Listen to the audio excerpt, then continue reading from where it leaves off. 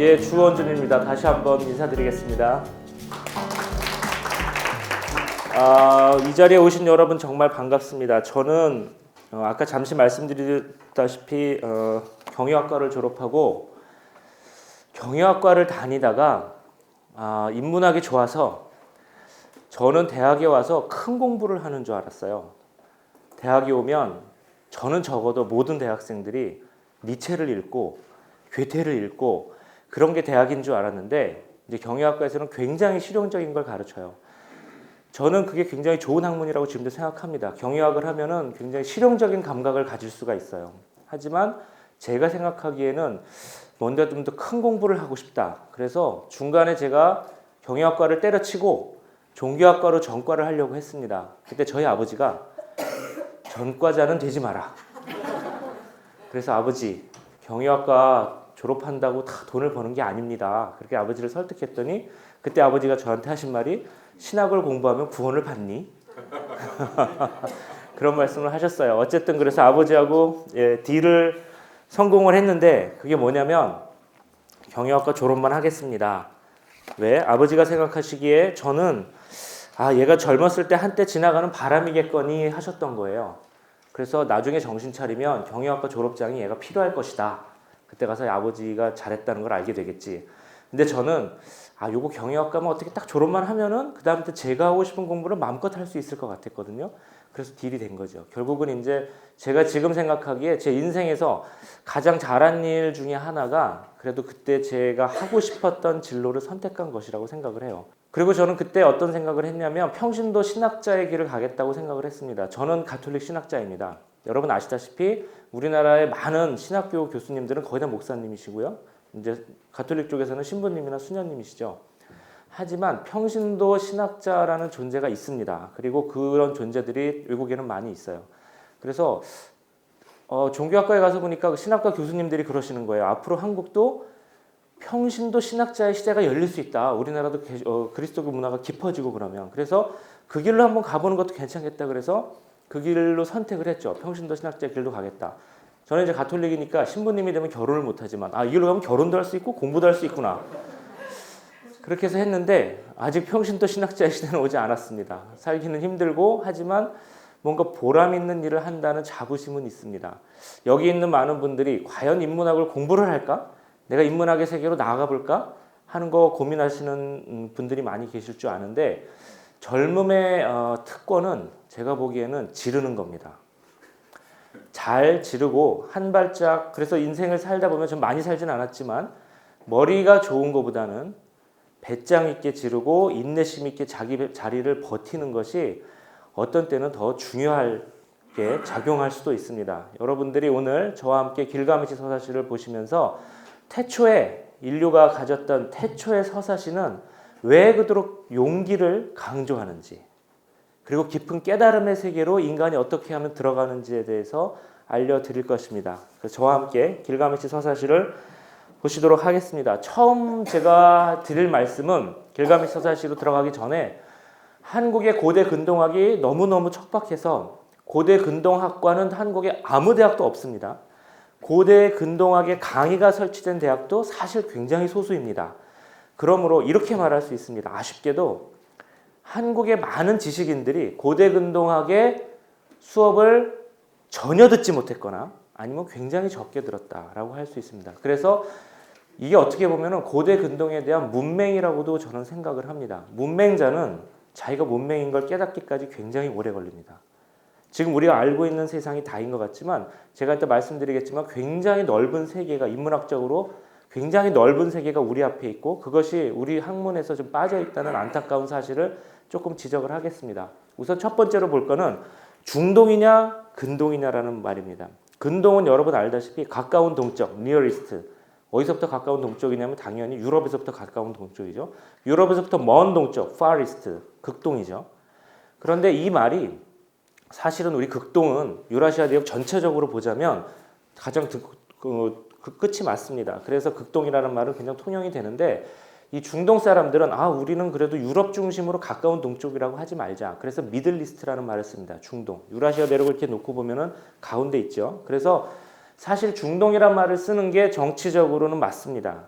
하지만 고대 근동학이라는 말이 Ancient Near East란 말이 너무너무 오래됐어요.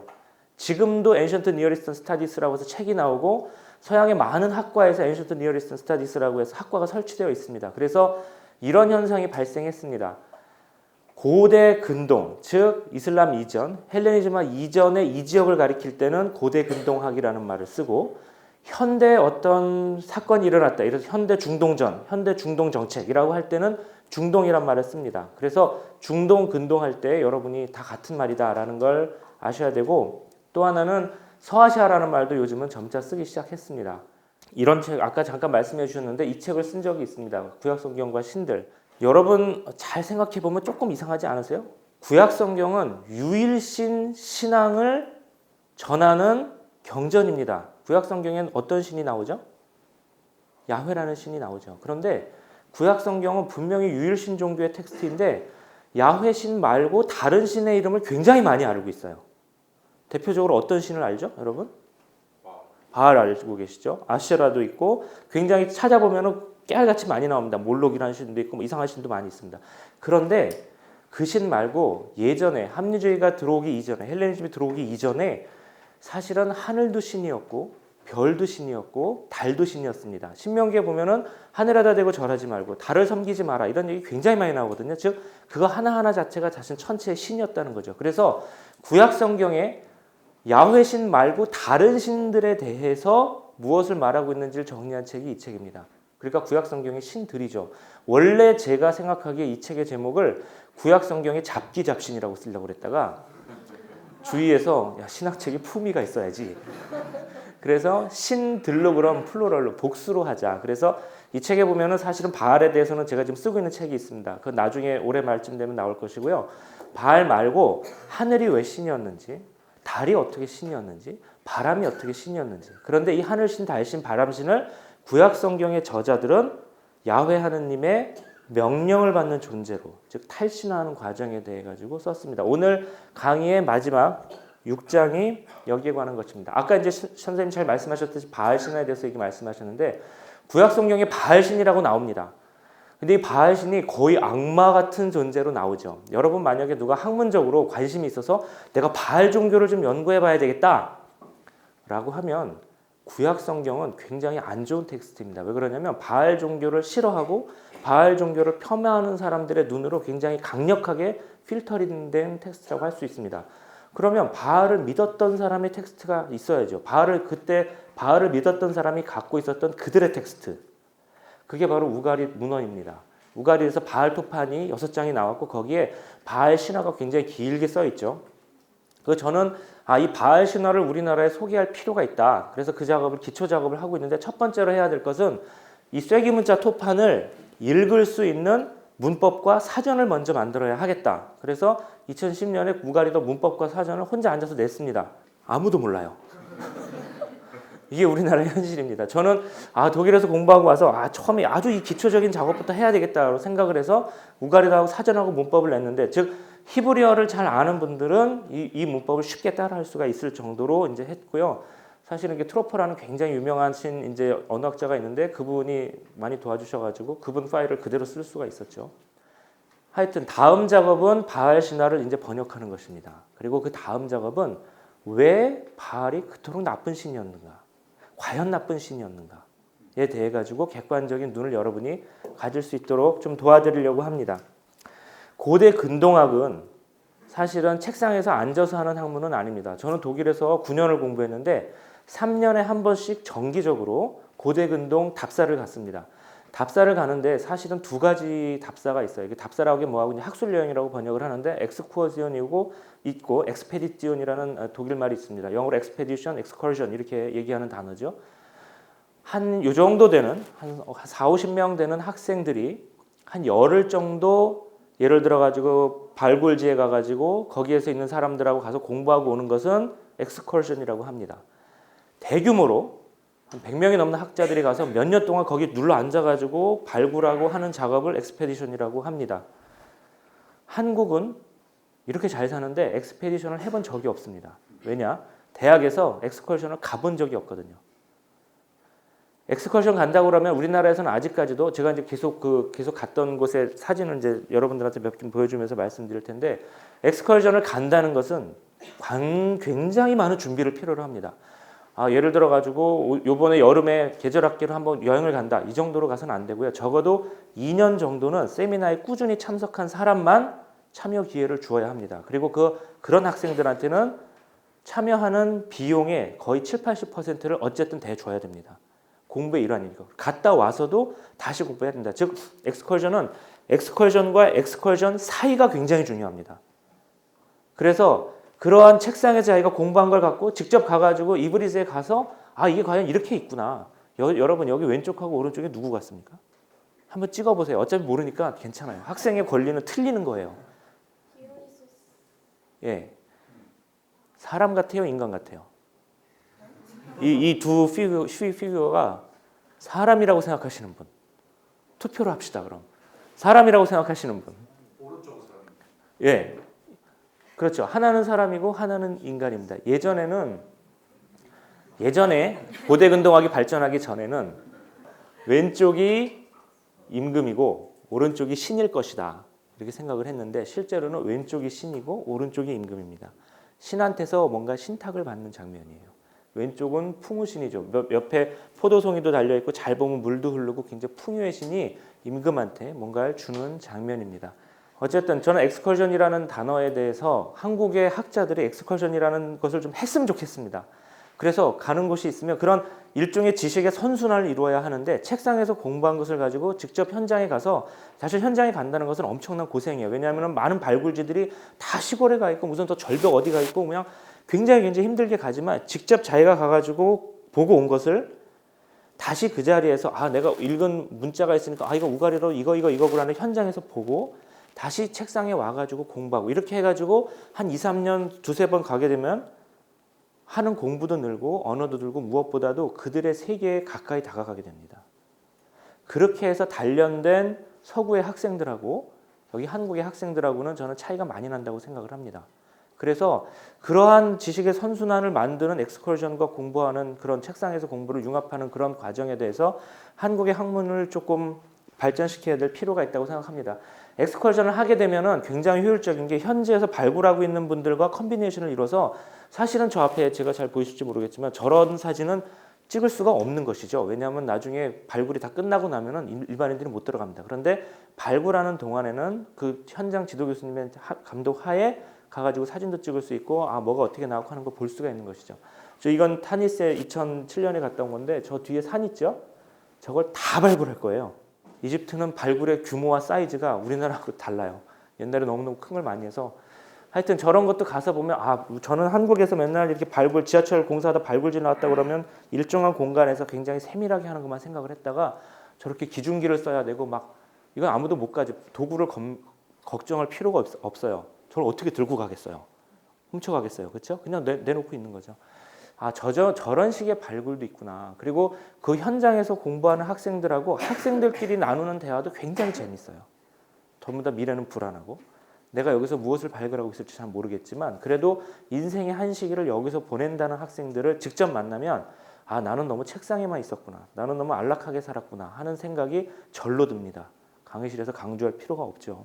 고대 근동학이 얼마나 낯선 학문이고 우리가 얼마나 그 학문을 잘 하지 못했는가 얼마나 우리가 할 일이 많은가에 대해서 여러분이 어느 정도 이제 감을 잡으셨을 거라고 생각을 하고요. 이제부터는 제가 고대 근동학이 다루는 세계가 얼마나 먼 세계인가를 좀 말씀드리도록 하겠습니다. 우선 1000년이라는 세월이 얼마나 긴 세월이냐 하는 것을 여러분들한테 말씀드리려고 합니다.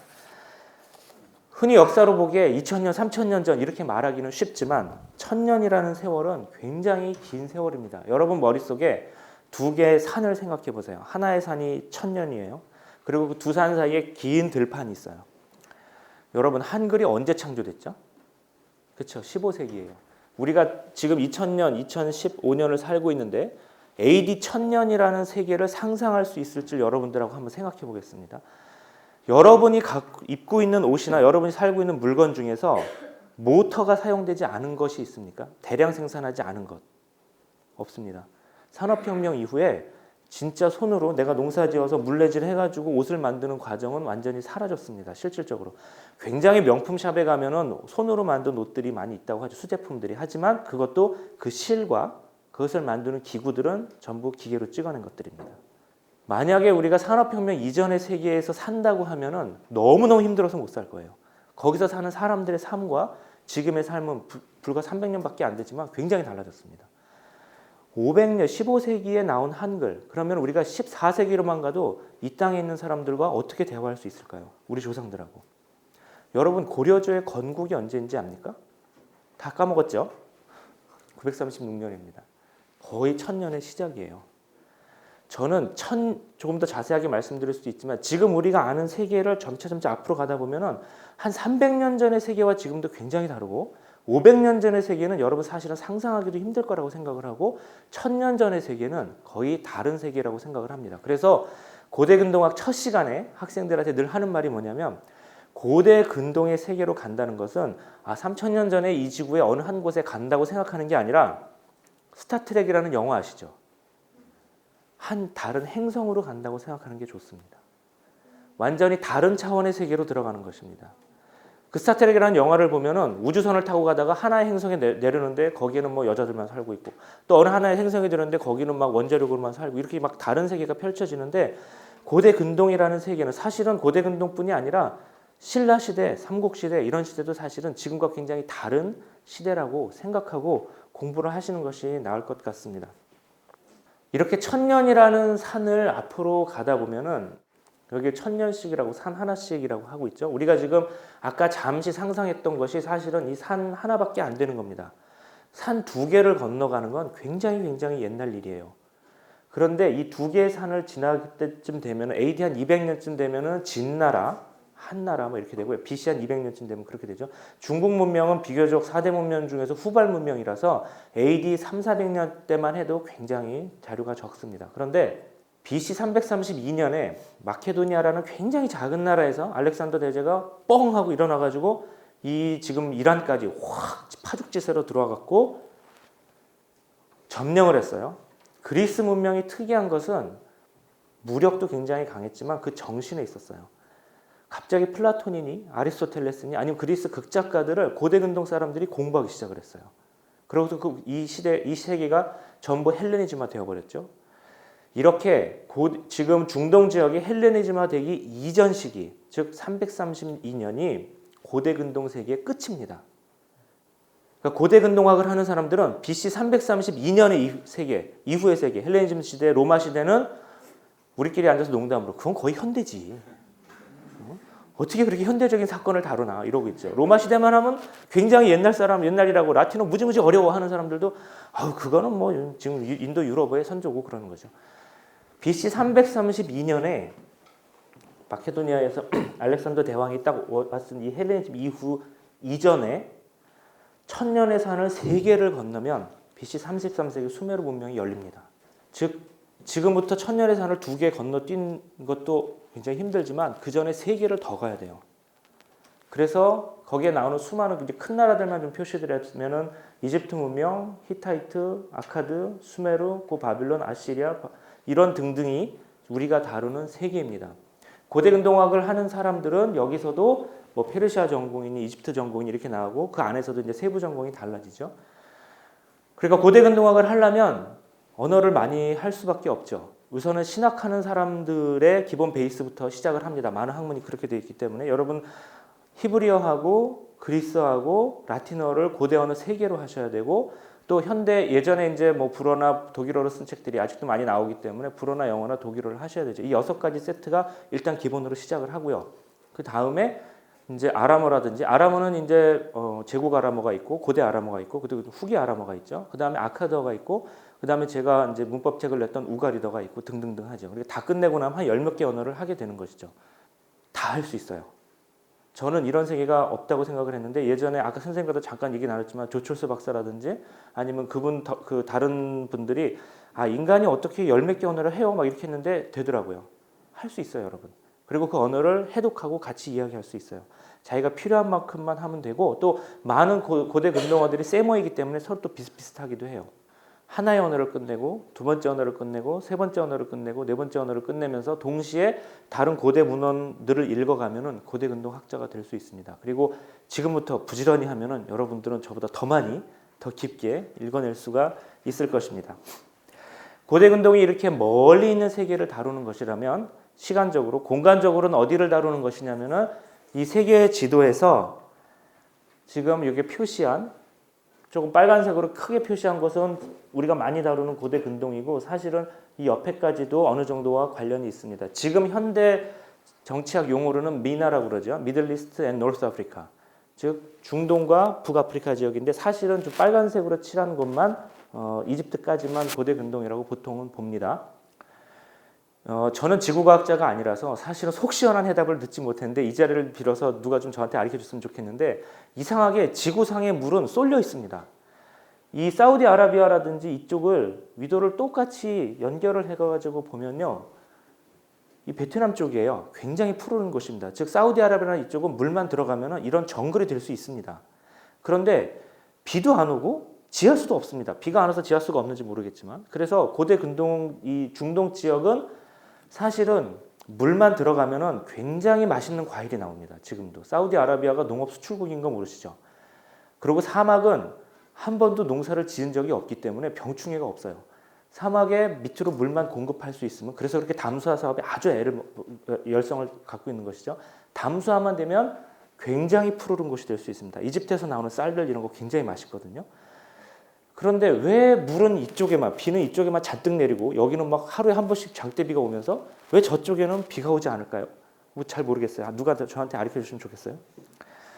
그래서 우리가 다루는 고대 근동의 이제 얘기를 좀 이렇게 확대해서 보면은 이 정도 영역이죠. 지금 현대 아주 복잡한 지역이죠. 지금 막 이시스 막 이렇게 막 전쟁하고 막 이런 지역인데 이 지역에서 물이 어디 있는가를 우리가 한번 보겠습니다. 인간이 살려면 물이 있어야 되잖아요. 저 사막 이런 데는 물이 없으니까 살 수가 없죠. 인간이 사는 물이 있는 곳은 강이 흐르는 곳입니다. 일단 첫 번째는 유프라테스 강인데 제가 여러분 이해를 돕기 위해서 아주 편하게 쉽게 썼지만 실제로 유프라테스 강은 여기에 굉장히 많은 물줄기가 있습니다. 그냥 간단하게 얘기해가지고 이렇게 선 하나만 그은 것이고요. 그 다음에 티그리스 강이 있습니다. 이것도 역시 굉장히 많은 물줄기가 아주 말초 혈액처럼 아주 뻗어 있습니다. 그 다음에 나일강이 있습니다. 이렇게 세 강가는 사람이 살 수가 있습니다. 이 밖에 사람이 어디에 살 수 있냐면은 해안가에 살 수 있습니다. 해안가에서 들어오는 습기 때문에 바닥이 축축하게 젖는 것이죠. 우리가 생각하는 것과 전혀 다르게 물을 얻는 것인데 아침에 해안가에서 축축한 바람이 들어오면은 물에 이슬에 맺힙니다. 그렇죠? 그럼 그 물을 가지고 식물이 사는 거예요. 즉 물이 공중으로부터 얻는 것이죠. 구약 성경에 야훼 하느님을 이슬에 많이 비유하는데 왜냐하면 그 이슬이 그만큼 생명의 필수 요건이기 때문입니다. 한국에서는 이걸 이해할 수가 없어요. 물이 굉장히 많은 곳이라서 이슬 정도는 우리한테는 식수나 이런 식으로 생각할 수가 없죠. 하지만 여기서는 아닙니다. 이 해안가에 지금도 보시면 아시겠지만 해안가에 푸르른 저 풀들은 전부 사람들이 사는 곳입니다. 그래서 지금 만약에 어떤 사람이 여기서 이 수메르 문명의 발원지에서 이집트까지 사신을 보낸다. 그럼 어떻게 가냐면 물을 찾아서 갑니다. 이렇게 물 따라서 사람이 살고 있으니까 가가지고 여기까지 간 다음에 해안가에 사는 사람들 마을을 통해 가지고 또 여기까지 가는 것입니다. 즉 이렇게 경로가 되는 것이죠. 이 사람이 살고 도시가 있는 경로를 이으면은 초승달 모양이 나옵니다. 이게 이른바 비옥한 초승달 지대죠.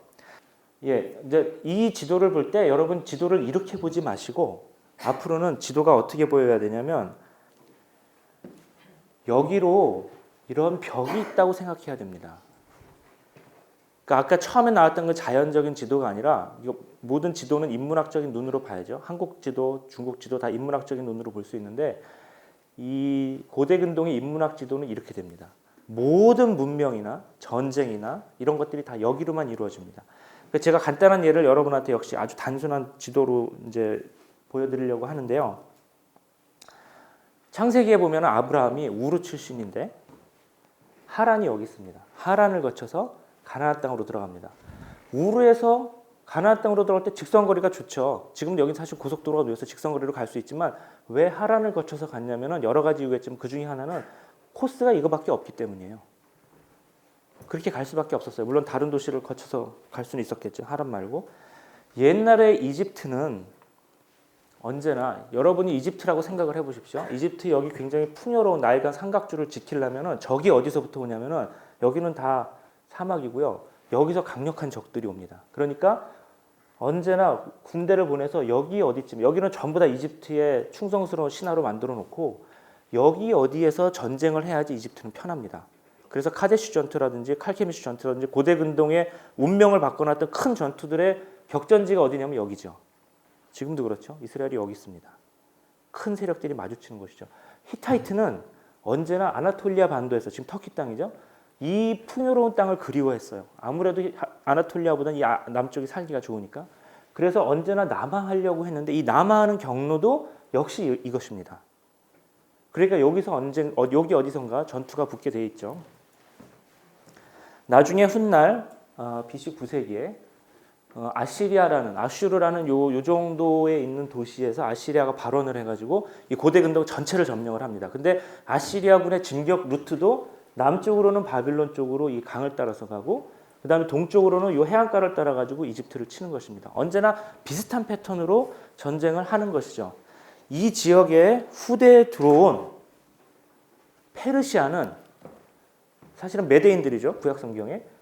여기에서부터 좀 동쪽에 살고 있는 페르시아인들이 갑자기 바빌론을 뚫고 들어가면서 이 두 가지 루트로 진격을 합니다. 그래서 나일강 쪽을 점령을 하고 저 위로 가가지고 그리스를 치려고 하다가 여태까지는 다 육지전이었죠. 여기서 해전에서 이제 패하게 되죠. 그 그리스.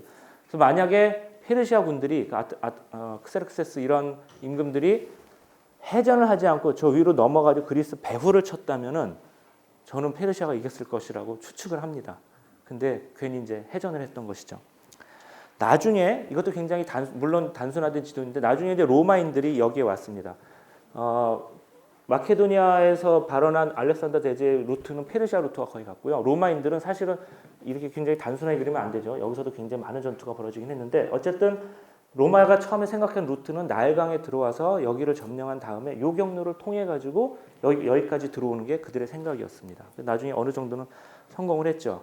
이 지정학이라는 학문을 저는 고대 근동학 하면서 새롭게 발견하게 되었습니다. 왜 그러냐면 그전에는 사회 구성체라든지 이런 게 더 중요하다고 생각을 했었거든요. 정치라든지 뭐 경제라든지. 하지만 지정학이 얼마나 강력한 학문인지는 20세기의 걸프전에서 드러났습니다. 쿠웨이트를 점령한 사담 후세인은 미군들이 어떻게 쳐들어 올라갔냐면 여기에서부터 이 도시들을 하나하나 깨부수면서 올라갔던 것입니다. 그래서 그때 국제 정치를 보면서 이라크만 치겠다고 이제 미국은 들어간 것이지만 여기에 자리 잡고 있었던 시리아라는 나라는 얼마나 큰 공포감에 사로잡혔을지를 이해할 수 있었습니다. 왜냐하면 이 진격 루트는 가로막고 있는 게 하나도 없거든요. 지형 조건이. 그대로 시리아까지 들어올 수 있는 겁니다. 그때 걸프전이 시작했을 때 시리아에서 대규모로 러시아 무기를 사들였던 정황을 저는 이해할 수가 있습니다. 이제는. 여러분도 이해할 수 있을 것입니다. 그렇죠? 이게 지정학입니다. 그리고 여기에 이 진격 루트에 즉 이제부터 어떻게 보시면 되냐면 여기 티그리스강, 유프라테스강 여기에는 굉장히 큰 문명이 늘 있습니다. 여기에도 큰 문명이 늘 있고요. 히타이트도 굉장히 큰 주도 세력입니다. 이집트도 마찬가지죠. 이 네 개의 세력이 언제나 이 동네에 패권을 갖고 다툽니다.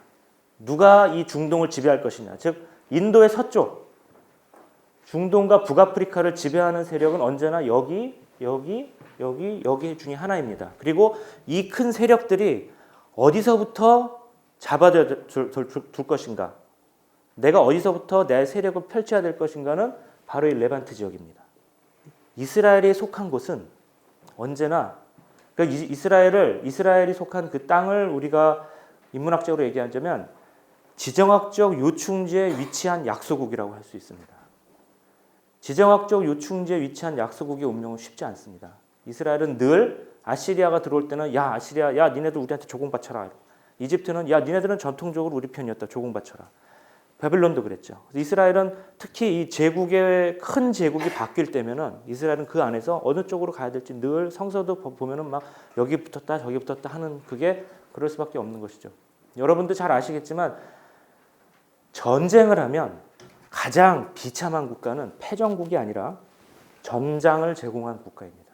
우리가 2차 대전 때 독일하고 소련의 독소전을 많이 기억을 하지만 독소전에서 제일 큰 피해자는 폴란드였습니다.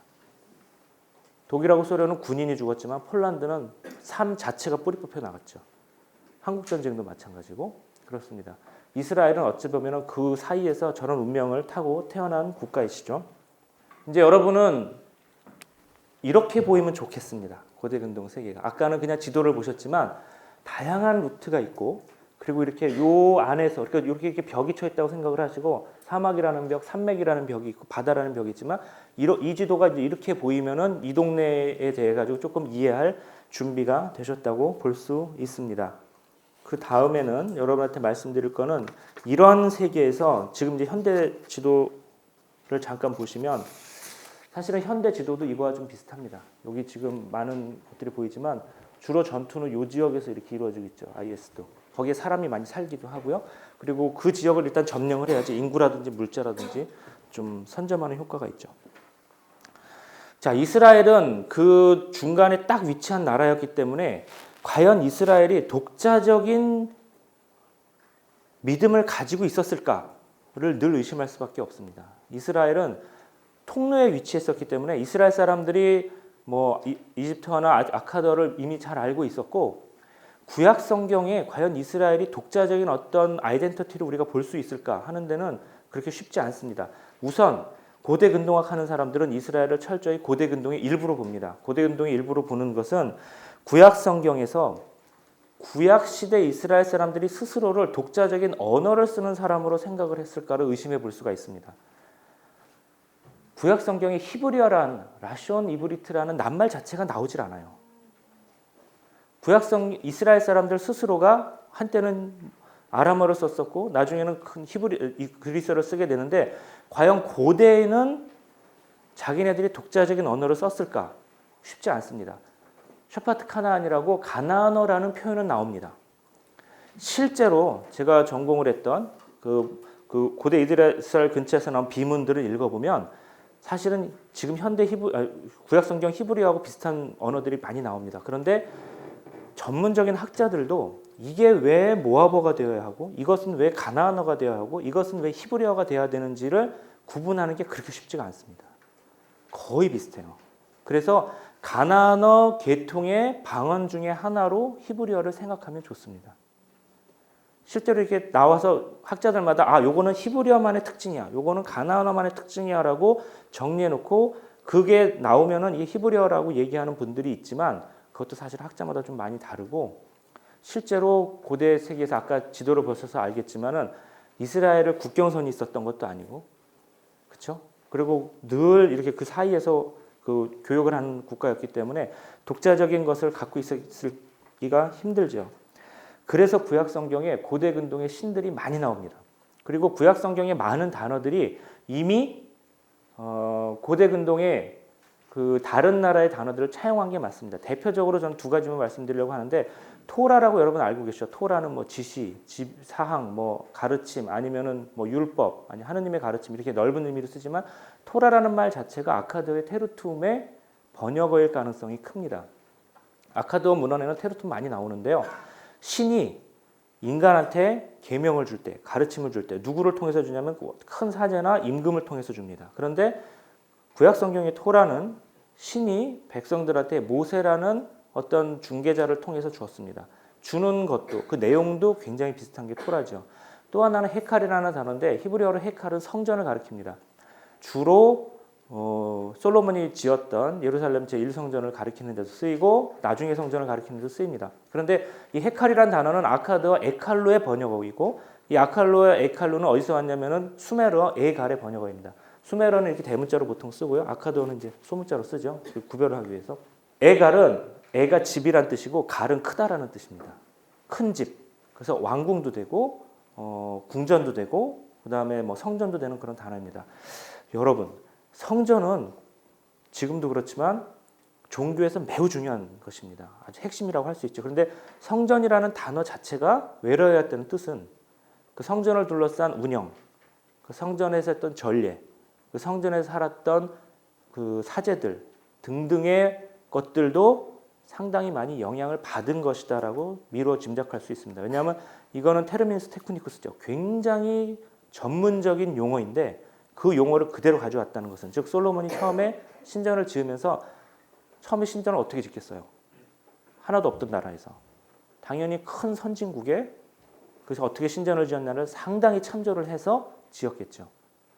즉 고대 근동의 어떤 문화 없이, 고대 근동에 대한 이해가 없이 구약 성경을 안다는 것은 저는 불가능하다고 생각을 합니다.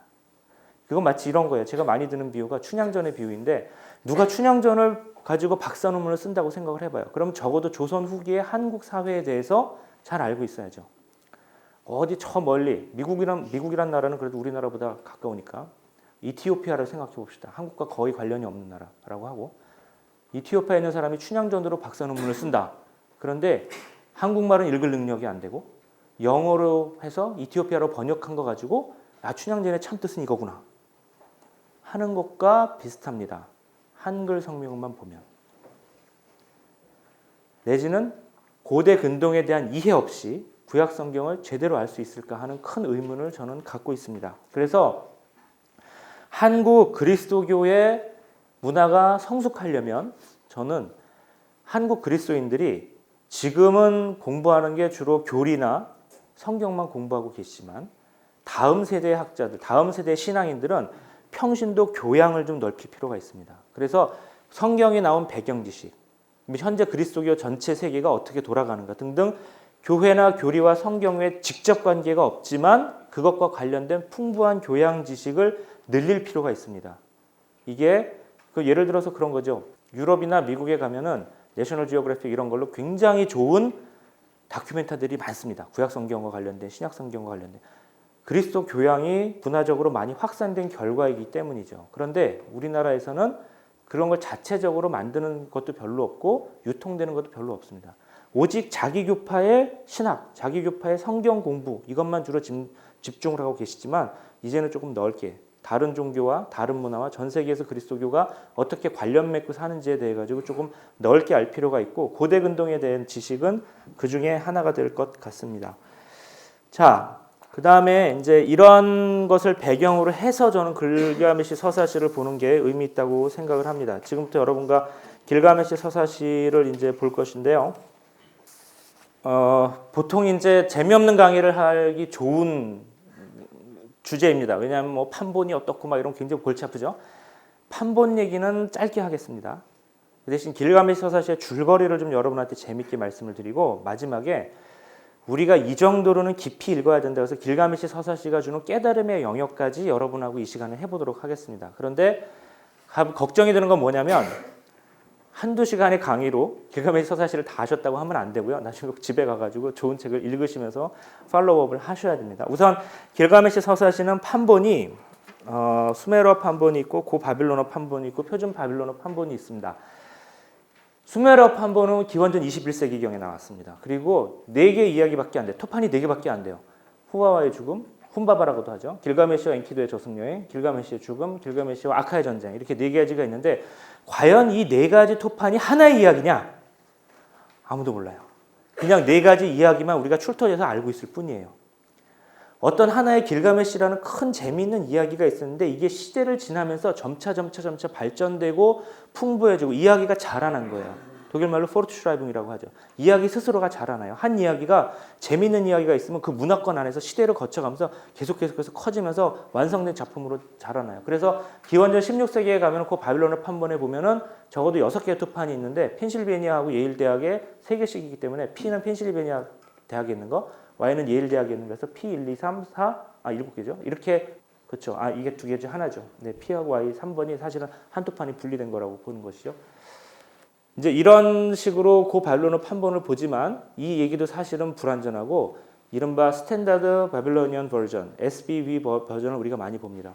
이게 기원전 14세기에서 12세기까지의 완성된 토판이라고 보는데 보통 길가메시 서사시 그러면은 이 마지막 것을 번역을 합니다. 그리고 여러분이 아는 것도 그거예요. 하지만 이런 이야기가 완성되기까지 얼마나 오랜, 벌써 눈으로만 봐도 거의 1000년의 세월이 걸렸거든요. 그런데 최초의 길가메시 서사시가 수메르 판본으로 나오기 이전에 분명히 이야기가 있었을 것입니다. 조금 이따가 보겠지만. 그래서 하나의 이야기가 한 대륙에서 1000년을 거치면서 꾸준하게 자라가지고 그 사람들의 성찰과 깊이가 계속 더해진 그런 이야기인 것입니다. 길가메시 서사시의 수메르 표준 바빌론어 판본은 12개 토판에 쫙 정확하게 쓰여져 있어요. 즉 이야기의 분량과 이야기의 구조뿐이 아니라 이야기를 쓴 매체의 분량까지 정확히 정해준 것이죠. 그래서 굉장히 발달된 문학 작품으로 보죠. 그리고 놀랍게도 그 12개의 토판을 쓴 서기관의 이름까지 있어요. 신리케 운닌이라는 분이죠. 신리케 운닌이는 굉장히 유명한 분인데 아마 세계에서 가장 오래된 저술가 중에 하나일 것입니다. 그렇죠? BC 12세기 분이니까. 그리고 위키피디아의 이름도 올라가 있어요. 이 사람 생애도 있고요. 신리케 운닌니가 너무 유명해가지고 나중에 바벨로니아 서기관들 중에 나는 신리케 운닌니의 후손이요. 나는 그분한테 교육받았어. 그분의 전승을 이어하는 분들도 굉장히 많아서 굉장히 유명한 이름이기도 합니다. 길가메시 서사시의 해독의 역사도 잠깐만 보겠습니다. 이것도 사실은 공부하면 좀 오래 걸리는 것이죠.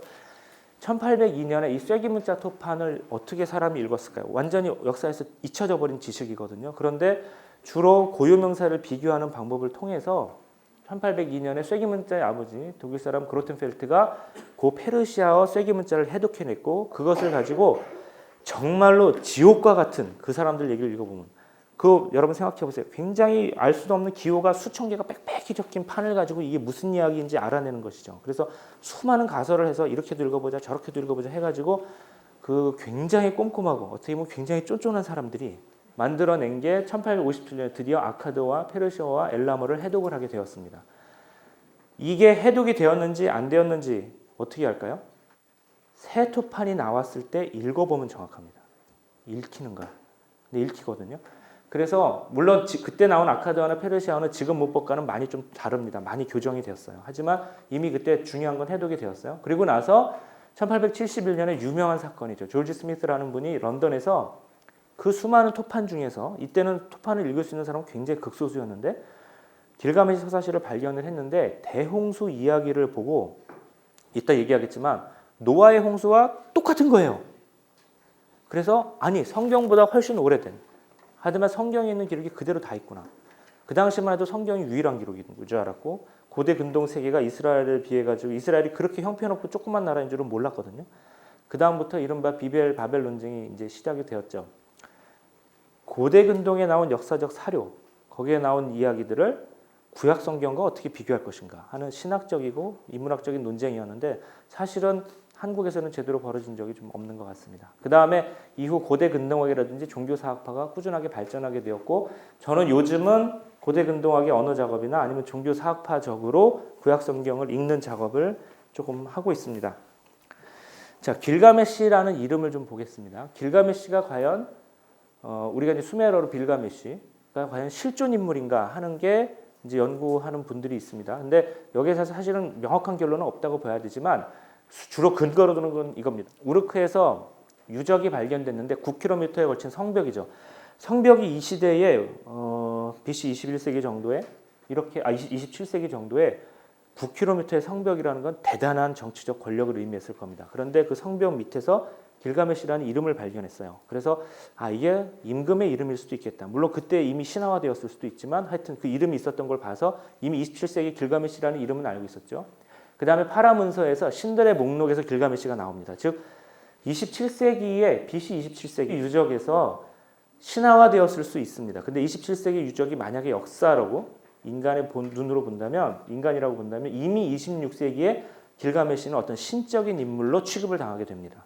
이거는 확실하죠. 그 다음에 우르 제3왕조에서 이 길가메시가 나오는데 여기에는 이미 아버지는 루갈반다라는 신이고 어머니는 닌순이라는 그 신의 이름으로 나옵니다. 즉 이미 21세기 정도에는 완전히 신화화된 인물이다. 역사적인 근거가 아주 없다고는 할 수는 없지만 그 정도가 지금 사실은 알고 있는 것이고요. 길가메시를 우리 흔히 서사시라고 하는데 이것도 조금 살펴볼 필요가 있습니다. 에픽 오브 길가메시 아니면 길가메시 에픽 이렇게 얘기하는데 에픽이라는 사실은 이 말은 주로 게르만족의 어떤 이야기, 그걸 장르를 분류하다가 서양 사람들이 만들어낸 개념이죠. 고대 바벨론 사람들이 과연 길가메시를 서사시로 이해했을 것인가? 이 문학 장르를 그 사람들이 무엇으로 이해했을까요? 그러면은 길가메시 서사시를 지칭한 아카드 문헌을 보면 됩니다. 그런데 주로 세 가지 정도로 이야기를 합니다. 첫 번째로는 슈트르 엘리 샤리, 샤리는 이제 임금들이죠. 그래서 다른 모든 신들보다 지배자들보다 위대한 그 이야기의 처음 구절을 따가지고 이야기하는 것이죠. 두 번째로는 샤나크바 임루, 깊은 곳, 모든 것을 보는 자 이렇게 얘기할 수도 있지만 제가 수업 시간에 학생들하고 얘기하고 싶은 거는 이시카르 길가메시예요. 이시카르는 작품이란 뜻이에요. 어떤 사람이 만들어 놓은 물건, 어떤 수레 이런 것도 아니면 마테리얼 다 이시카르가 돼요. 근데 이야기를 만드는 서기관들이 만들어 놓은 이시카르는 작품이라고 할 수 있습니다. 그래서 이시카르 길가메시라고 일단은 볼 수 있습니다. 즉 길가메시 이야기들 내지는 길가메시 작품들이라고 할 수 있는 것이죠. 그럼 이시카르 길가메시 이야기들은 길가메시라는 이름을 여러분 오늘 나눠드린 페이퍼에 써 있지만 사실 2003년에 조지라는 분이 길가메시 서사시의 지금까지 모든 연구를 다 통틀어 가지고 완전히 새로 번역한 책을 냈습니다. 그래서 지금이 거의 모든 학자들이 이 책을 기준으로 삼고 있는데 거기에 준해서 이제 설명을 드리는 겁니다. 그분은 빌가메시라고 안 읽고 파빌가메시라고 읽었어요. 수메러를 읽는 방법이 조금 달랐는데 어쨌든 뭐 그런 견해가 있다는 정도로 오늘은 넘어가고 빌가메시는 빌은 노인이나 조상, 메시는 젊은이나 영웅이란 뜻입니다. 그래서 조상은 영웅이었다. 빌가메시라는 이름 자체가. 그리고 앞에 파빌가나 빌가가 들어가는 이름 자체가 고대 수메르에서 흔한 이름 중에 하나였기 때문에 아마 우리 조상은 훌륭한 분이었다. 이 정도의 이름을 갖고 있습니다. 길가메시 서사시가 이제 길가메시가 여러분 대충 아시고 계시고 다 읽어보신 분도 계시겠지만 지금부터는 이제 길가메시 서사시 스토리를 좀 말씀드릴게요. 오늘의 이제 결론인데 지금까지가 제일 재미없었던 강의였고 지금부터 재미있을 겁니다. 길가메시는 처음에 어떻게 등장을 하냐면 엄친아로 등장을 합니다. 길가메시 서사시는 여러분이 믿을 수 없을 정도로 BC 1200년도에 이렇게 재밌는 이야기를 만들었을까 할 정도로 지금의 드라마와 비교해서도 아무런 손색이 없습니다. 진짜 처음에는 청춘 드라마처럼 시작을 하는데 그러니까 아마 이 정도 이야기 틀을 만들려면 그 이전에 정말 수없는 세월을 축적해서 이야기가 계속해서 발전되었기 때문이죠. 3분의 1은 신이었고 3분의 1은 인간이었다라고 합니다. 이 구절 가지고 길가메시가 신이었다고 볼 수도 있지만 사실은 그 정도로 훌륭한 인물이었다라고 보는 게 나을 겁니다. 키가 11척, 11안마인데 이때 이 안마라는 단위가 요 팔꿈치에서부터 팔 길이 요 끝까지거든요. 45cm에서 55cm 정도 잡는데 45cm만 잡아도 11척이면 4m가 넘는 거죠. 말이 안 되죠. 말이 안 되는 얘기인데 하여튼 그 정도로 훌륭한 사람이었다 이겁니다. 가슴은 9척, 발은 3척, 이마는 성난 이마에 들소의 눈에 청금석의 수염에 멋진 손가락의 소유자, 손가락 끝까지 완벽한 정말 멋있는. 그래서 남성미는 완벽했으며 세상 최고의 남아였다. 뭔가 청춘 드라마를 보면 누가 됐든 장동건이 됐든 누가 됐든 하여튼 멋있는 사람이 나오고 그 다음에 그 멋있는 주인공의 가장 친한 친구가 나오죠. 근데 그 가장 친한 친구는 여자들도 마찬가지죠. 공주가 나오면 무수리가 나오잖아요. 근데 둘이 이제 우정을 나누는 그런 이야기인데 길가메시 서사시가 처음에 똑같이 시작을 해요. 길가메시는 우르크의 신의 아들이었고 우르크에서 최고 가는 사람이었고 엄청나게 힘도 세고 잘났습니다. 그런데 이렇게 재벌의 아들이요, 엄마는 아빠 다 훌륭하죠. 이런 남자애가 처음에 나와가지고 철없을 때 한 행동이 뭐죠? 사고 치는 거죠. 사고를 칩니다. 우르크에서 횡포를 부리고 다녀요. 아니 힘도 너무 세고 막 이러니까 그리고 엄마 아빠 다 빼기 든든하니까 얘가 막 사람들 치고 다니고 막 이러는 거죠. 그러니까 우르크의 사람들이 아이고 이놈 때문에 우리 못 살겠습니다. 그래가지고 신한테 빕니다. 이놈들 좀 어떻게 해주십시오. 그래서 신이 엔키두를 창조했다고 나옵니다. 길가메시를 잡을 수 있는 유일한 사람 엔키두, 센 놈. 그런데 엔키두는 어떻게 나오냐면은 길가메시는 도시에 살고 가장 훌륭한 집안에 되게 잘생기고 교육도 잘 받고 이런 놈이고 엔키두는 들에서 산에서 짐승과 함께 살아요. 온몸에 털로 덮여 있고 사냥꾼이 가다가 짐승을 사냥하러 갔는데 엔키두를 발견을 합니다. 그런데 이 엔키두의 모습이 너무 크고 너무 무섭고 털이 북숭북숭하니까 이렇게 나와요. 사냥꾼은 너무 겁을 먹어서 벙어리가 되었다. 그의 심장은 떨렸고 얼굴은 창백했다. 너무너무 무서운 거예요, 엔키두가. 그 정도로 힘이 센 놈이 나왔어요. 그러니까 사냥꾼이 이 엔키두를 발견하고 집으로 돌아가서 사냥꾼의 아버지한테 야, 아버지, 제가 짐승을 잡으러 갔는데 엄청나게 큰 이상한 놈을 봤어요. 그러니까 그 아버지가 너 가서 길가메시한테 말을 하여라. 그 도시에 그래도 지배자니까. 길가메시는 어떻게 얘기를 했냐면 사냥꾼에게 야 그놈을 잡아와라. 그런데 누구를 보내냐면 신전창녀를 보냅니다. 굉장히 이때부터 성적인 드라마가 펼쳐지는데 신전창녀 샤마트를 주죠. 그래서 신전창녀 샤마트하고 사냥꾼이 자 엔키두를 발견했던 우물가에서 기다립니다. 사흘째에 엔키두가 나와요. 근데 짐승들과 함께 와요. 그래서 샤마트한테 이렇게 말을 합니다. 그 사냥꾼이 그가 당신을 사랑하게 된다면 그를 유혹해라 이거죠. 그의 야성이 사라져서 그의 동료인 야수들이 그를 가까이 하지 않을 것이다. 즉 너는 가서 이 여자를 한 번도 본 적이 없고 인간 세상을 한 번도 본 적이 없는 엔키두를 유혹하라. 이거죠. 그러고 나서 샤마트는 엔키두를 유혹을 합니다. 옷을 벗고 유혹을 해요. 근데 성공했죠. 그래서 엔키두가 6일 밤낮 동안 7일 밤낮 동안 샤마트와의 매력에 깊이 빠져서 동침했다고 나와요. 7이라는 숫자는 고대 근동의 상징수였습니다. 하느님이 7일 만에 말씀으로 세상을 창조하셨다는 그 7이라는 숫자는 구약 성경에서 만든 게 아니라 이미 고대 근동에서 7이라는 단위로다가 이미 완벽한 한 단위를 얘기하고 있었어요. 바알도 바알 신전을 지을 때 7일 만에 짓거든요. 7일 동안 무엇을 한다면 반드시 7일이 아니라 뭔가 한 단위를 온전히 다 끝냈다는 뜻이죠. 7과 함께 대표적인 상징수는 40이 있습니다. 40은 이스라엘 민족이 광야에서 몇 년 떠돌았죠? 40년. 솔로몬이 몇 년 다스렸습니까? 40년. 다윗이 몇 년 다스렸죠? 40년. 모세가 시나이산에서 하느님 곁에 며칠 있었죠? 40일. 예수님의 단식 며칠이었죠? 40은 동서남북 4라는 완전수에 다라는 10을 곱한 것입니다. 이것도 역시 고대 근동의 대표적인 상징수예요. 고대 근동의 어떤 문헌에서 40이라는 숫자가 나오면 팩트로 받아들이면 안 돼요. 어떤 한 단위를 온전히 다 끝냈다는 뜻이죠. 성경의 이야기도 사실은 그 팩트가 아니라 상징수입니다. 어쨌든 그래서 엔키두가 샤마트의 매력을 맛을 보고 돌아갔어요.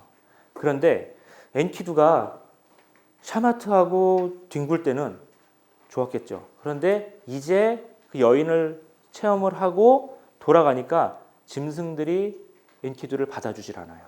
엔키두의 힘도 빠졌어요.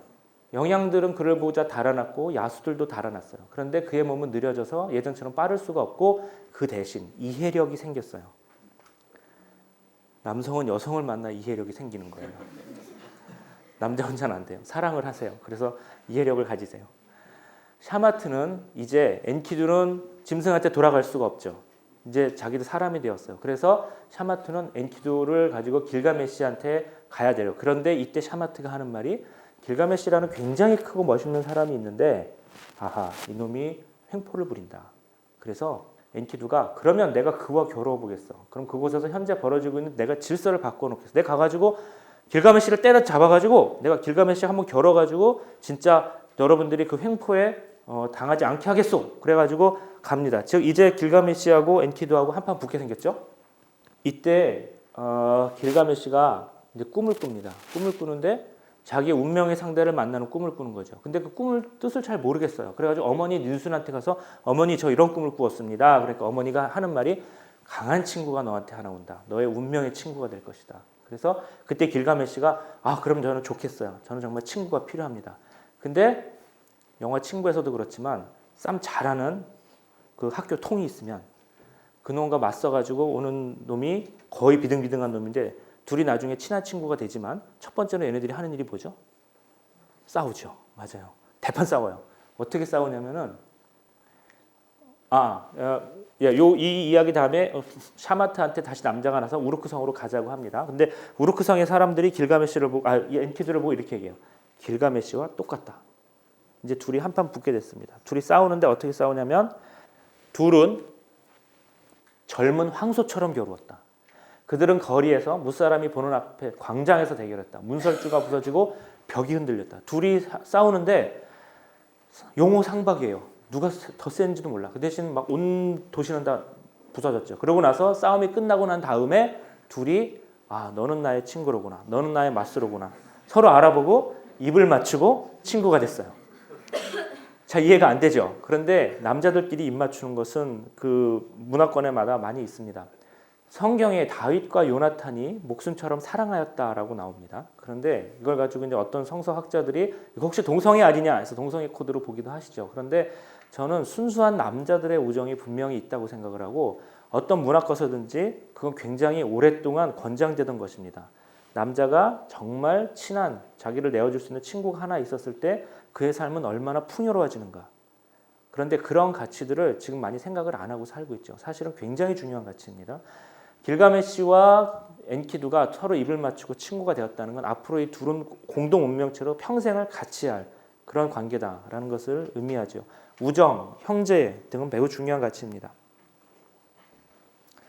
자, 여러분, 이제 이 우르크에서 큰일이 났어요.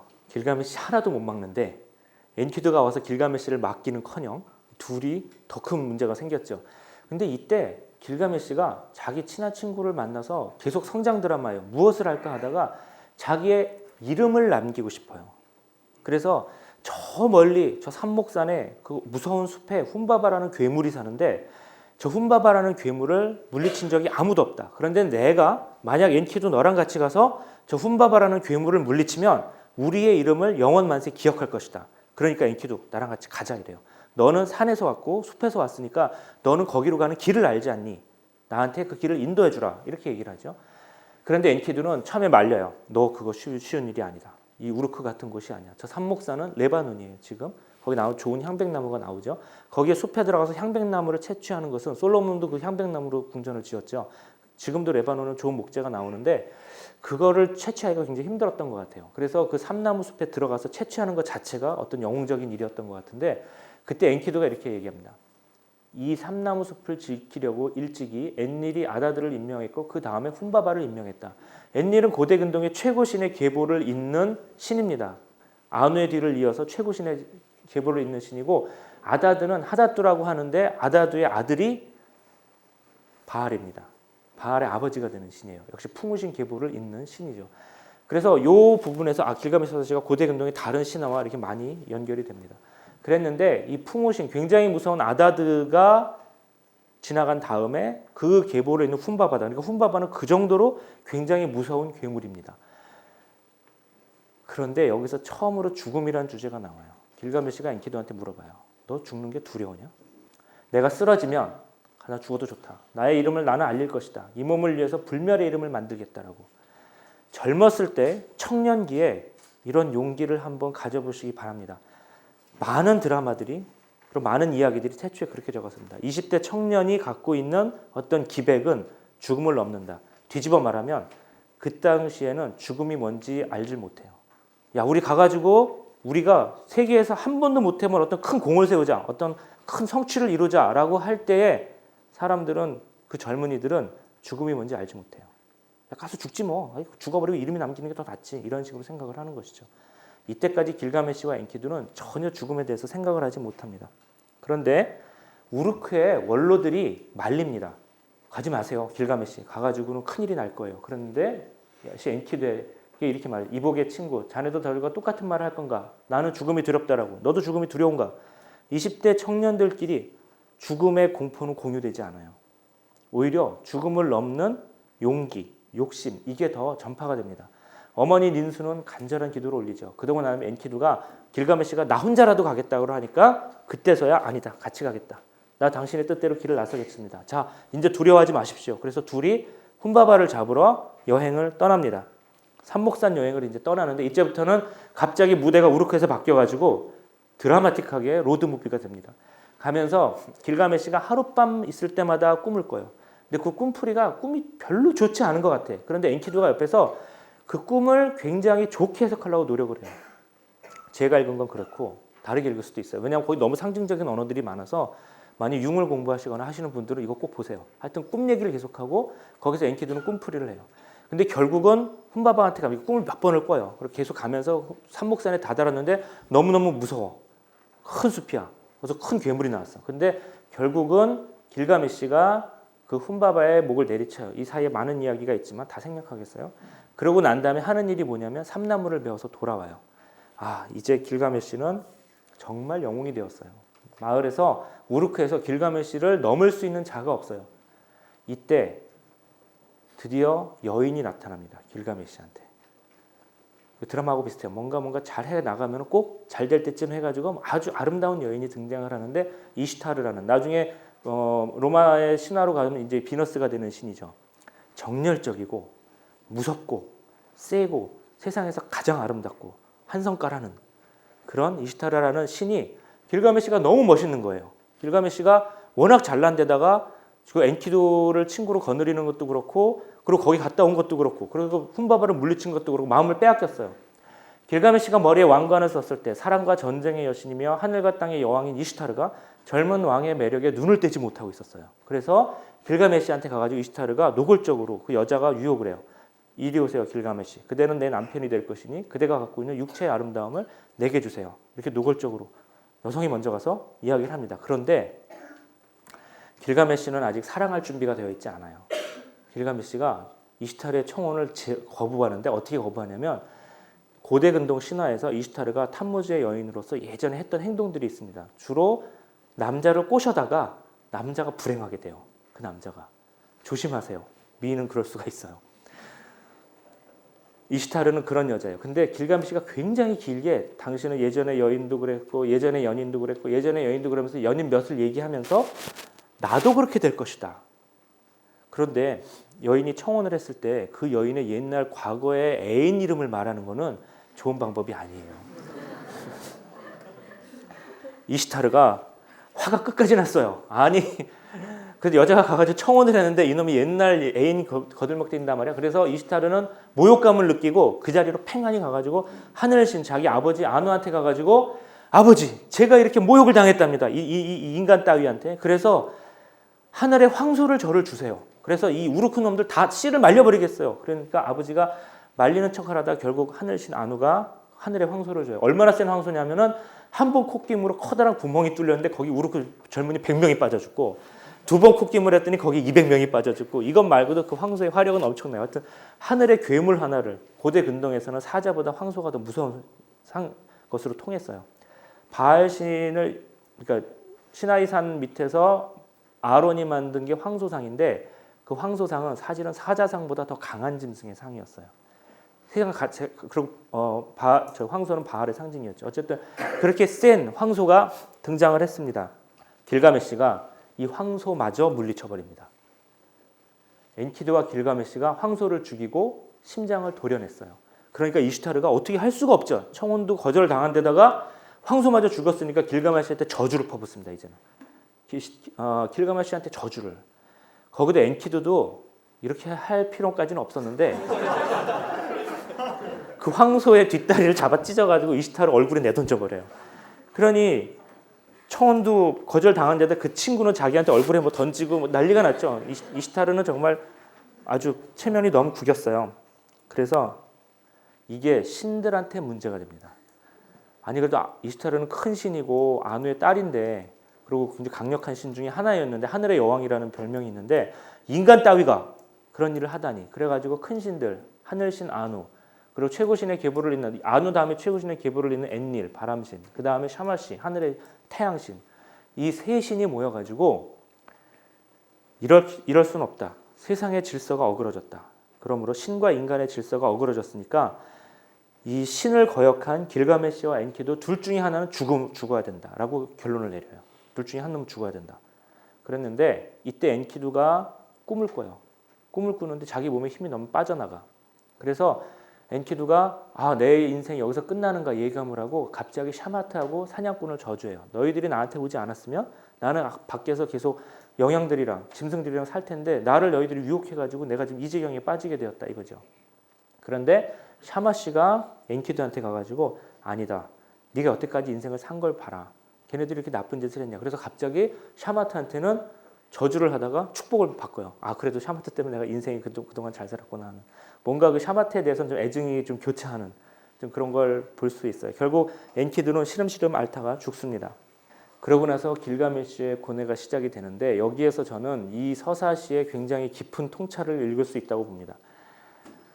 20대 혈기왕성한 젊은이들한테 죽음은 아무것도 아니었어요. 죽음을 체감할 수 없었어요. 그런데 여러분 인문학 하시는 분들 잘 아시겠지만 인간이 인간의 죽음을 알 수 없어요. 자기의 죽음을 아무도 알 수 없죠. 죽음은 오로지 타인의 죽음만 우리가 느낄 수 있습니다. 그리고 가장 가까이 다가오는 타인의 죽음은 가장 친한 사람의 죽음입니다.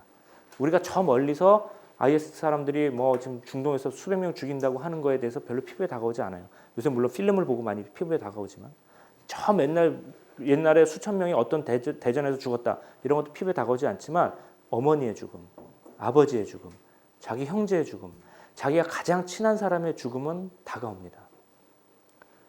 신들은 길가메시한테 가장 큰 형벌을 내렸는데 그게 뭐냐면 길가메시의 가장 친한 친구를 죽여버린 거예요. 고도의 형벌이라고 할 수 있습니다. 길가메시는 어쩌면 인간이 살면서 져야 되는 가장 큰 고통을 이때 맛보게 됩니다. 둘 다 죽여버리는 것도 하나의 수가 될 수가 있었고 길가메시 자신을 죽여버리는 것도 수가 될 수 있었는데 신들은 인간을 잘 알고 있어요. 엔키두를 죽이는 게 길가메시한테는 가장 큰 형벌입니다. 그리고 나서 이 이야기는 갑자기 길가메시가 인생에 의미가 없다. 여태까지 승승장구하고 뭐 이시타르가 청혼을 하던 말든 막 내버려뒀던 이런 길가메시는 갑자기 이 드라마가 이때부터 종교 드라마가 됩니다. 길가메시가 우르크의 모든 걸 다 떠놓고 길을 떠나요. 아, 명예도 필요 없고 권세도 필요 없고 여인도 필요 없고 아무것도 필요 없다. 죽음이 무엇인가? 왜 나는 모든 걸 이 세상에서 모든 걸 다 가졌다고 생각을 했는데 하늘의 황소마저 다 물리쳤는데 혼바바도 물리치고 나는 왜 죽음을 넘지 못하는가? 그래서 이제부터는 이렇게 얘기합니다. 나는 죽을 것이다. 나도 엔키두와 다를 바 없겠지? 죽음이 두렵다. 그 전에 죽음 안 두려웠어요. 혼바바 잡으러 갈 때는 야씨 다 죽어버리지 뭐 이름만 남기면 되지 이랬다가 엔키두의 죽음을 알고 나서는 죽음이 두려워요. 그리고 죽음을 넘고 싶어요. 그래서 어떻게 하냐면 길을 떠납니다. 영생을 찾기 위해서. 이제부터 영생을 찾는 드라마가 시작이 돼요. 영생을 찾기 위해서 길을 가는데 길을 떠나서 마슈샨 입구, 세상의 끝이라고 하는 곳에 갔어요. 마슈샨이라는 곳이 나왔어요. 거기에서 전갈 부인을 만나요. 전갈 두 쌍이 있는데 남편 전갈, 아내 전갈. 근데 아내 전갈이 이런 얘기를 해줘요. 아내 전갈한테 길가메시가 나는 우트나피슈tim을 만나고 싶다. 영생의 비밀을 알고 있는 사람. 그는 신들의 회의에 참석했고 영생을 얻었다. 삶과 죽음에 대해 그에게 꼭 물어봐야 되겠어. 우트나피슈tim이 누구냐면은 태초의 홍수를 겪고 살아난 단 한 사람이에요. 노아 같은 사람이죠. 그 사람 모든 사람이 다 죽었을 때 우트나피슈tim은 살아남았기 때문에 우트나피슈tim한테 가면은 영생의 비밀을 얻을 수 있을 것이다라고 하는 것이죠. 전갈 부인이 그럼 이쪽으로 가시오 했었거든요. 그러고 나서 어디 가냐면은 저 세상의 끝이 바다로 있다고 생각을 했는데 바다 끝에 가서 여관 주인을 만나요. 여관 주인의 이름은 시둘이에요. 그 여관 주인한테 가가지고 여관 주인이 이렇게 해서 그러니까 여기에 사실 많은 이야기 길가메시가 가가지고 나는 이러려 했는데 엔키두가 죽었고 이런 얘기 쫙 길게 하죠. 그때 이제 여관 주인의 대답은 길가메시 당신이 찾고 있는 영생은 발견할 수 없어요. 신들은 인간을 창조하면서 인간에게는 필멸의 삶을 배정했고 자신들은 불멸의 삶을 가져갔어요. 인간은 죽어야 돼요. 길가메시 이건 다 쓸데없는 짓이에요. 그런데 길가메시는 꺾지 않아요. 아니야 나는 그래도 가야 되겠어. 제발 좀 길을 알려주시오. 그러니까 이 여관 주인이 알고 있어요. 길가메시 저 바다를 넘어가면 우트나피슈tim이 있는데 그 바다에 뱃사공 우르샤나비가 있어요. 우르샤나비한테 가서 우트나피슈tim이 사는 땅으로 당신을 건너가게 해달라고 청하세요. 우르샤나비가 당신을 건너가게 해주면 죽음의 강 렛대죠. 죽음의 강을 넘어가면은 거기서 만날 수 있을 거예요. 그래서 길가메시는 다시 꼬재재한 모습으로 갑니다. 가가지고 우르샤나비를 만나는데 이것도 역시 우르샤나비는 안 태워주려고 그러고 둘이 겨뤄요. 그래서 우르샤나비가 갖고 있는 장대가 다 부러지고 우르샤나비가 갖고 있는 신비의 돌이 다 없어지고 바다에 빠지고 막 이렇게 하는데 결국은 우르샤나비를 설득하는 데 성공을 해요. 그래서 우르샤나비가 그러면 너 가가지고 이 부러졌던 장대를 다시 다 만들어 와라. 길가메시 또 가가지고 또 그걸 또 장대를 120개인가 만들어 와가지고 배에 싣고 죽음의 강을 건너가는데 우르샤나비가 신비의 돌이 없으니까 이 강물은 만지지 말고 막 이러면서 굉장히 까다롭게 구는데 하여튼 그걸 다 통과해서 결국은 갑니다. 그래서 드디어 우트나피슈tim이 사는 땅으로 도착을 해요. 우트나피슈tim은 저 멀리서 우르샤나비가 오는데 이상해. 혼자가 아니야. 이상한 놈을 하나 데리고 오고 그 서서시에 그렇게 나와요. 그런데 신비의 돌도 없어. 장대도 이상해. 무슨 일이지 하면서 이상한 예감을 갖고 이 자기의 방문자를 맞아들입니다. 결국 우트나피슈tim을 만났어요. 우트나피슈tim을 만나서 우트나피슈tim한테서 태초에 왜 당신은 살아남을 수 있었습니까?를 얘기해요. 그럴 때 우트나피슈tim이 태초의 홍수 이야기를 해주는데 조지 스미스가 읽었던 게 바로 이것이요. 노아의 홍수하고 거의 같아요. 인간들을 멸망시키기로 했어요. 아누하고 아다드가. 그래서 한 사람만 살려주기로 했어요. 근데 이 홍수 이야기가 수멜의 지우스드라 이야기, 아카드의 아트라시스 이야기, 그다음 구약 성서의 노아 이야기, 그다음 길가메시 이야기가 거의 똑같아요. 길가메시의 노아 이야기는 아닌데 모든 다른 이야기들은 담이 말을 했다고 그래요. 담이 말을 했다는 건 신전 벽에서 신의 신탁을 받은 거예요. 신전 벽이 말을 했는데 그 지우스드라나 아트라시스나 아니면은 우트람페슈팀 한 명만 그 이야기를 들었어요. 신들이 모든 걸 세상을 망치게 하려고 홍수를 내리니까 너는 빨리 가서 방주를 만들어라. 그래가지고 멀쩡한 비도 안 오는데 방주를 만들어가지고 우트람페슈팀이 신들이 시키는 대로 모든 직무를 한 사람씩 다 실었어요. 그래가서 방주 뚜껑을 덮고 비가 왔고 모든 세상이 다 잠겼고 다 이제 비가 그쳐가지고 7일 만에 구약 성경은 까마귀를 내보냈다가 까마귀가 돌아왔고 비둘기를 내보냈는데 비둘기는 안 돌아왔다. 이제 물이 마른 건 알았다고 했는데 길가메시는 반대예요. 비둘기를 먼저 보냈는데 비둘기는 돌아왔고 그다음에 까마귀를 보냈는데 까마귀가 안 돌아와서 비가 그친 걸 알았다고 돼 있어요. 순서만 다르지 똑같아요. 그래서 이런 이야기가 있었다. 태초에 홍수가 있었다는 얘기를 해주는데 가만히 보면 이 홍수는 창조 신화입니다. 지금 우리가 사는 이 세상이 어떻게 이루어져 있는지를 얘기하는 게 이 홍수 신화예요. 이 세상 이전에 어떤 세계가 있었어요. 공룡들이 살았던 뭐였던 상관이 없는데 그 세계가 한 번은 굉장히 망했어요. 그리고 그 세계의 생존자는 딱 한 명밖에 없는데 우리는 모두 그의 후손이에요. 지금 이루어지고 있는 이 세상 삼라만상을 설명하는 이야기 구조로서 홍수가 합니다. 그래서 홍수 이야기를 창조 신화의 일부로 보고 있는 거죠. 자, 길가메시, 너 6일 밤 너 지금 피곤하지? 여태까지 오느라고 지쳤어. 6일 밤 7일 낮, 6일 낮 7일 밤 지금 7날을 네가 깨어 있으면 너한테 진짜 영생의 비밀을 알려주겠다. 이렇게 제안을 해요. 그런데 길가메시가 그걸 못 참고 잠이 들어요. 길가메시는 지금 굉장히 우르크에 살던 멋있고 잘 입고 머릿결 휘날리고 여자들의 마음을 뺐던 그런 길가메시가 아니라 한참 동안 길을 가서 온갖 여관주인 정갈배인 만나고 산을 거쳐서 온 길가메시라 지금 꼬재지하고 힘든 길가메시예요. 7일 동안 도저히 깨어있을 수가 없는 거죠. 우트람페슈팀은 그걸 알고 길가메시한테 불가능한 과제를 준 거예요. 그러니까 길가메시는 이제 돌아가야 돼요. 여태까지 온 길가메시의 모든 이야기가 수포로 돌아가게 생겼어요. 그런데 우트나피슈팀의 아내가 우트나피슈팀한테 이렇게 얘기해요. 길가메시는 여기까지 오느라고 지쳤어요. 진이 다 빠졌죠. 자기 땅으로 돌아가는 그에게 무엇을 설문하실 거죠? 부인이 안 도와줬으면 우트나피슈팀 돌아갔을 거예요. 부인한테 잘해야 돼요. 그러니까 우리는 우트나피슈팀의 아내가 아주 큰 역할을 했어요. 이 책 6장에 잘 나와 있으니까 나중에 보세요. 그래서 우트나피슈팀이 안 돌아가겠다고 안 주겠다고 여태까지 되게 튕겼는데 아내가 이제 옆에서 조언을 하는 바람에 그럼 내가 알려줄게. 그래서 알려주는데 오늘 이야기는 여기까지는 이제 이야기의 표현 받고 지금부터 조금 깊게 들어가겠습니다. 영생의 비밀이 뭔지. 영생의 비밀을 이제 그 아카드 텍스트를 보면 이렇게 나와 있습니다. 길가메시, 내게 비밀을 말해주겠다. 식물이 하나 있어요. 영생의 비밀은 식물인데 가시덤불 같아요. 그 가시는 돌장미처럼 내 손을 찌를 것이다. 내 손이 그 식물에 닿으면 너는 다시 젊은이가 될 것이다. 여태까지 고대 근동의 많은 논문들이 과연 이 식물이 무엇이냐를 가지고 많이 연구를 했어요. 여기에 나오는 아카드어 단어는 키마 에데티. 키마는 히브리어 키죠. 라이크, 같은, 에데티. 그러니까 에데티 같은, 가시덤불 같은. 그 에데트라는 단어는 우리가 알아요. 이거는 가시예요. 가시 덤불.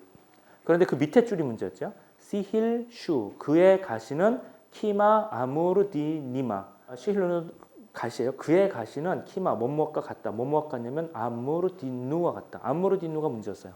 아무르디누 같은 가시라고 하는데 이 아무르디누에 대해서 그동안 잘 몰랐는데 아카드어의 대표적인 사전은 독일에서 옛날 나온 아하베하고 시카고 대학에서 나온 CAD가 있어요. 그 두 개를 보면 아카드어는 거의 공부가 되는데 두 사전이 여기에서 달라요. 그러니까 전 세계 학자들이 사실은 두 표로 나눈 거죠. 하나는 가시 이게 이제 독 로우스 그러니까 개장미, 돌장미 이런 식의 아주 거친 장미인데 장미 같은 풀이냐, 장미의 가시를 강조한 말이냐 여기에서 많은 논문들이 나왔는데 조지가 결론을 내리기로는 only its thorniness is important. 가시만이 중요하다. 이건 분명히 가시다. 거기 또 써 있죠. 가시 외에 이 아무르디누와 이 신비의 동물 에데트의 공통점은 없다. 가시가 중요하다는 거예요. 즉 최초로 우트나피슈팀이 알고 있었던 영생의 식물, 영생의 키는 무엇이냐? 가시였어요. 가시. 여기서 우리가 길가메시가 서사시가 주는 큰 깨달음에 대해서 조금 여러분들한테 생각해 보려고 해요. 네 손이 그 식물에 닿으면 너는 다시 젊은이가 될 것이다. 그리고 길가메시가 그 식물을 얻고 하는 행동이 두 가지인데, 하나는 그 가시를 손으로 꽉 움켜잡아요. 아무런 주저함이 없어요. 여러분 만약에 가시덤불 앞에 놓고 장미가시 같은 걸 잡으라고 그러면 이 영생이야, 잡아 그럼 잡겠어요? 길가메시는 잡아요. 피가 났을 거예요. 그러고 나서 이 식물의 이름을 늙은이가 젊은이가 되다로 지어요. 그러고 나서 이 영생의 식물을 우르크로 돌아가서 우르크의 노인들한테 먹인다면 그 노인들이 다시 젊은이가 돼서 살 수 있으니까 얼마나 좋겠냐. 난 빨리 가서 우르크로 돌아가련다. 이렇게. 첫 번째로 영생이 무엇인가? 영생은 식물인간이 되어서 여기다 뭐 하나 꽂고 산소호흡기 달고 영원히 삶은 영생인가? 그런 영생은 아무도 바라지 않죠. 영생의 핵심은 영원한 젊음이에요. 이 서사시는 그거를 정확히 알고 있어요. 이 식물의 이름을 길가메시가 보자마자 듣는 이름이 뭐냐면은 늙은이가 젊은이가 되다예요. 이 식물의 이름이. 영생은 그런 거예요. 영생은 팔팔 살아서 숨쉬는 영원한 젊음을 말하는 거예요. 그냥 영원한 생명 그 자체는 의미가 없어요. 두 번째로 길가메시는 그 따끔거리는 그 식물을 움켜잡아요. 저는 이 장면이 사실은 이거 읽다가 가장 인상적이었는데, 진리는 가시 같은 거, 진리는 달콤한 게 아니에요.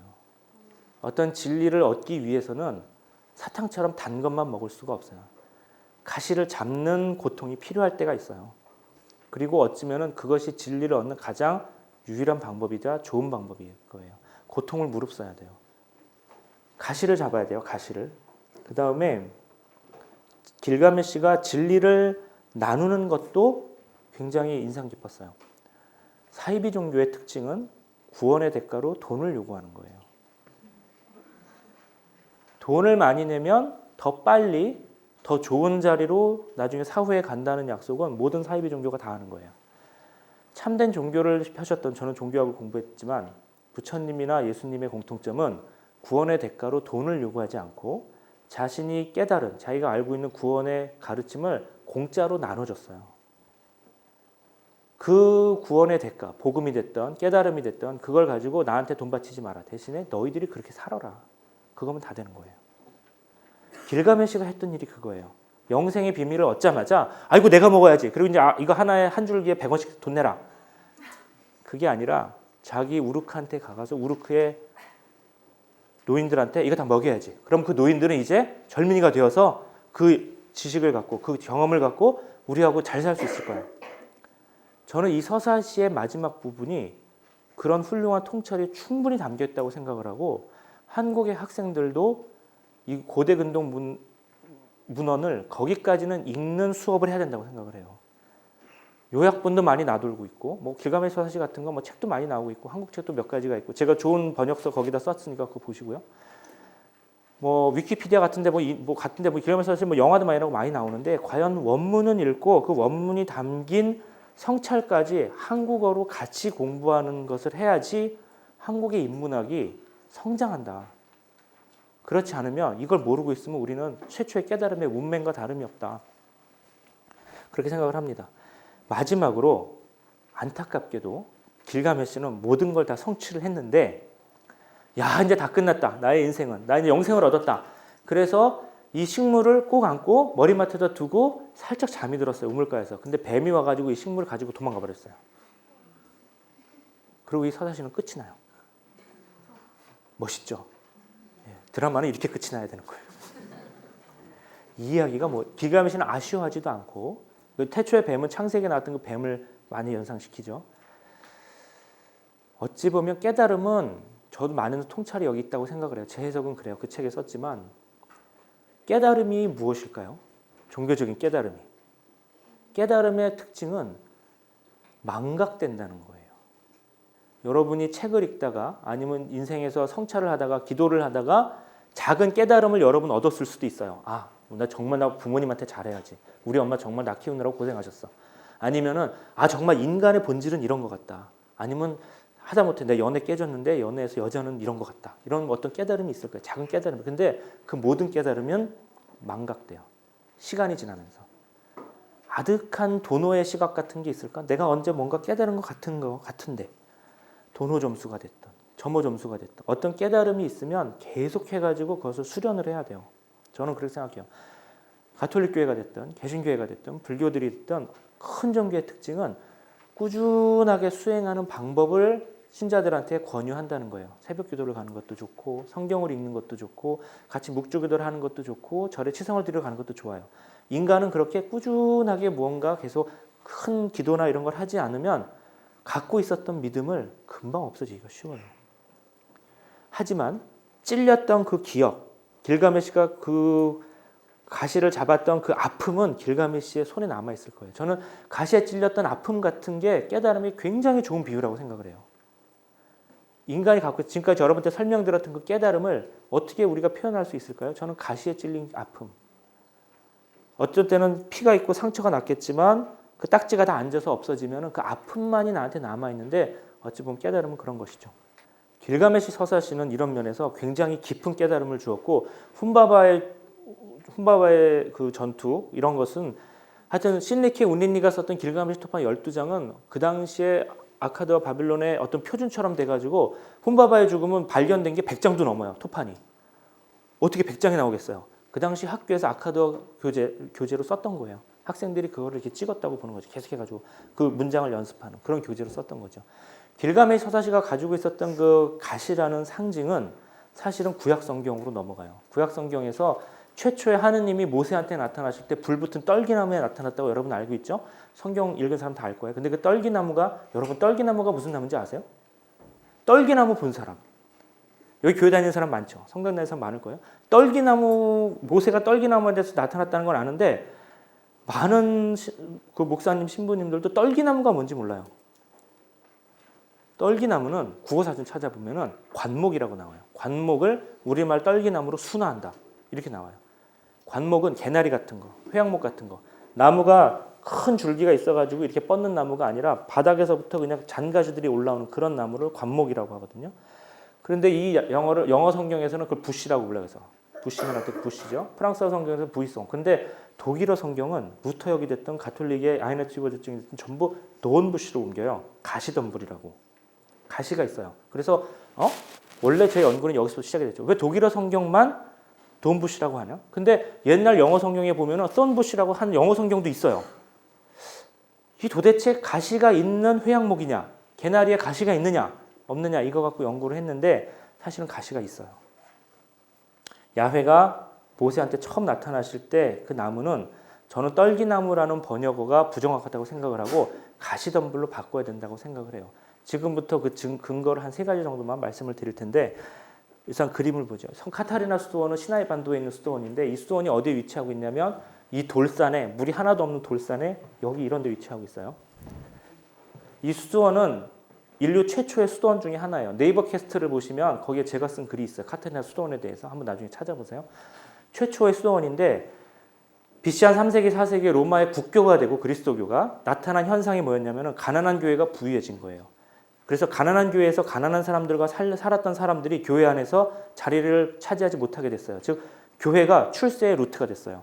그래서 우리 그리스도교는 이렇게 가면 안 된다고 하면서 부유한 교회를 등지고 사막으로 들어간 그때부터 수도원 운동이 시작이 되었어요. 그 수도사들이 처음으로 모인 곳 중에 하나가 바로 이곳이에요. 그런데 어떻게 모이게 됐냐면 전승에 의하면 거기에 모세의 떨기나무가 있기 때문에 하느님이 거기에 처음 나타나셨기 때문에 우리는 세상의 영화를 버리고 하느님과 함께 살란다. 그래가지고 그 하느님 바로 옆으로 가련다 해서 만든 게 이 수도원이에요.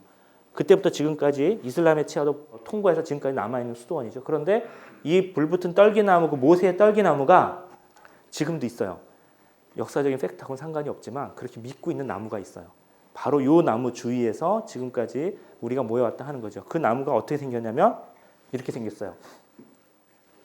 나무를 이 높은 데다 키워가지고 이렇게 쭉 늘어지게 원래는 만든 거예요. 그래서 여기 온 순례객들이 나무를 만져볼 수 있도록 했는데 여러분 생각해 보세요. 처음에 모세한테 나타났던 그 떨기나무가 바로 이 떨기나무다. 역사적인 팩트와 상관없이 그렇게 믿고 있는 분들은 있단 말이에요. 그러니 이 떨기나무 이파리 한 장 가져가면 암도 치료될 것 같고 아기 못 낳는 우리 엄마 아기 날 것 같고 그래가지고 전 세계에서 온 순례객들 요거 하나 따가느라고 지금 이렇게 높아진 이유가 다 이제 점핑을 해야지 딸 수가 있어요. 키 큰 남자들이 다 따갔어요. 뭔가 이렇게 집에 가서 뭐 다 갈아 마시려고 그랬는지. 그런데 저도 땄어요. 가서 이게 뭐야? 그래 처음에 이게 떨기나무야? 그래가지고 이 떨기나무가 뭔지를 보려고 점핑을 했는데 따다가 진짜 제가 피가 났어요. 가시가 되게 많아요. 굉장히 큰 가시 덤불이었던 거예요. 그러니까 그 당시 이 사막에 있는 저기 풀이기 때문에 사막 풀들은 좀 이렇게 거세잖아요. 그래서 가시가 굉장히 세게 있어요. 두 번째 증거는 신약 성경인데 지금 여러분이 알고 있는 구약 성경, 신약 성경의 장절은 출판 문화가 발달되면서 출판업자들이 그 넘버링을 해놓은 거예요. 데카르트 이후에 1절, 2절, 3절 해놓은 거예요. 옛날에는 그렇게 문장마다 넘버링을 하는 순서는 없었어요. 그러면 성경에서 어느 대목을 어떻게 알았을까요? 예를 들어 가지고 모세한테 하느님이 떨기나무에 나타나신 탈출기 3장 그걸 어떻게 얘기했을까요? 옛날에는 지금 제가 여러분한테 말했던 그대로 얘기했어요. 그때 압살롬한테 다윗이 도망갈 때 그 장면 있잖아. 아니면 사울한테서 다윗이 탄압받은 그 장면 있잖아. 이런 식으로 설명을 했어요. 그랬는데 모세한테서 불붙은 떨기나무가 나타났다. 하느님이 나타나셨다. 그 장면을 신약성경 루카복음서하고 마르코복음서 읽어보세요. 거기 뭐라고 나와 있냐면 모세 책에 있는 그 떨기나무 그 대목에서 하느님이 말씀하신 거 있지 않니? 이렇게 얘기하거든요. 이거를 그리스말을 찾아보면은 바토스 대목이에요. 그리스말로 바토스는 떨기나무란 뜻이 아니라 가시라는 뜻이에요. 신약성경 시대의 예수님과 예수님의 제자들도 모세한테서 떨기나무한테 나타난 게 아니라 가시에서 나타나셨을 때라는 걸 알고 있었어요. 즉 떨기나무로 덤불이라는 것보다는 가시가 더 큰 상징이었어요. 또 하나의 근거는 클레멘스인데 지금 요세푸스 이런 건 다 뺐어요.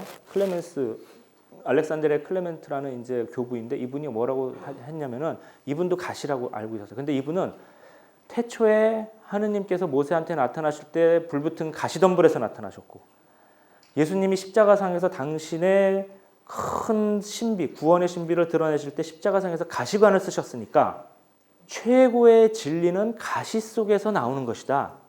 즉 태초에 하느님이 가시 속에서 나타나셨고 십자가상에 돌아가신 분이 가시관을 쓰셨기 때문에 성부와 성자는 한 분이시다.